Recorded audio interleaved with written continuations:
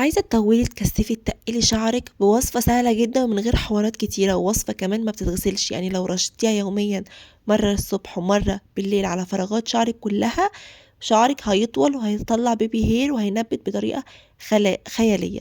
يلا بينا، متنسوش اللايك والاشتراك وكومنت حلو. يلا بينا، وهسيب لكم في اول تعليق وفي صندوق الوصف وصفة لفرد الشعر من اول استعمال وفي البيت سهلة جدا. اول حاجة بناخد معلقة من المورينجا من اكتر الاعشاب اللي بتطول الشعر جدا. عايزه اقول لكم ان كل المنتجات اللي في الفيديوهات دي، ان كل يعني الاعشاب اللي في الفيديو هتقدري ان انتي تجيبيها من عند العطار بطريقه سهله جدا وبسيطه. تجيبيها كامله وتطحنيها في البيت او تجيبيها مطحونه من عند العطار. ناخد معلقه كمان من المحلب رائع جدا لتطويل وتكثيف الشعر. زي ما قلت الحاجات دي كلها عند العطار. وبعد كده برضو هناخد معلقه من القرنفل خطير للشعر بجد، بينبت فراغات الشعر بطريقه مش طبيعيه. كمان هناخد معلقه من الاملج او عشبه الامله الهنديه. دي بتتغسل قبل ما بتحطيها، يعني انا خدت منها حبه وغسلتها شويه كده بالميه، وبعد ما غسلتها ونشفتها حطيتها على باقي المكونات معانا. وكمان بنحط معلقه من عشبه القاس من اكتر الاعشاب الحلوه اللي بتطول وبتغذي فروه الراس جدا. كل وصفات كل مكونات النهارده هتبقى خطيرة لعلاج كل مشاكل فروة الراس والجذور، وتنبت الشعر بطريقة خيالية.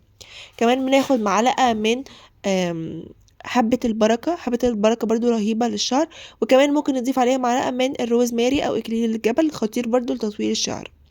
وبعد كده، بعد ما خلطنا كل المكونات دي مع بعض، وعايزة انوه لو انتي في مكون عندك مش موجود، تمام ممكن تستغني عنه، مش مشكلة. يعني انتي مش لازم يبقى عندك كل الاعشاب دي. لو في كام عشبة عندك استخدميهم برضو تحفة. بس لو عندك كله هيكون اكيد افضل. بس ايه، انا مش عايزاكي يعني تيجي على نفسك قوي. لو في حاجات انتي مش لاقياها او مش عندك في البيت، مش لازم تجيبيها، خلاص مش مشكلة. وبعد كده بننزل بمية مغلية، او ممكن نطلع كل الاعشاب دي ونغليها على نار هاديه. بس انا بحب ان انا احط الميه المغليه عليها على طول، وبغطيها بطبق او باي بلاستيك عندي، وبسيبها 8 ساعات ساعتين طول الليل. المهم بعد كده باخدها وبصفيها وبحطها في اي بخاخ او سبراي عندي، وببدا ان انا ارش في كل فراغات شعري مع التدليك لمده دقيقتين 3. الوصفه دي لو عملتيها مره في اليوم او مرتين في اليوم، مره الصبح ومره بالليل، اوعدك ان انت بجد في خلال اسبوع هتلاقي نتيجه خياليه. شعرك هيبدا يطلع بيبي هير وينبت، وكمان التساقط هيخف جدا. ومع الاستمراريه شهر ورا شهر ورا شهر هتلاقي نتيجه خياليه.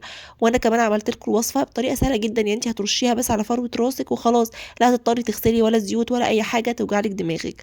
فلو انت ما استمرتيش عليها يبقى انت مش عايزه تصلحي شعرك خالص. محتاج العنايه بالشعر، محتاجه صبر واهتمام.